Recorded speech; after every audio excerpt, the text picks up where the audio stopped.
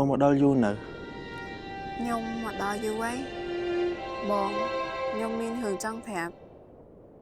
មួយអាទិត្យទៀតខ្ញុំរៀបការខ្ញុំក៏អត់ចង់ដែរតែខ្ញុំបកកាយគ្រួសារខ្ញុំមកឈ្នះទេពួកគាត់និយាយថាបងអត់មានសមត្ថភាពក្នុងការកសាងគ្រួសារមួយខ្ញុំទេបើពួកយើងទាំងពីរទៅឲ្យឆ្ងាយរកកន្លែងដែរអត់មានអ្នកស្គាល់យើងល្អអត់បងសុំទោសបងក៏មិនចង់បាត់បង់អូនដែរតែបើយើងចាក់ចាញ់ទៅនាំតែប៉ះពាល់ដល់កេរ្តិ៍ឈ្មោះនិងគ្រួសារតែគ្រួសារអូនក៏និយាយត្រូវបងជាមនុស្សគ្មានសមត្ថភាពបងជាមនុស្សគ្មានបានការអូនធ្វើតាមគ្រួសារអូនចោះជូនពរឲ្យអូនមានក្តីសុខ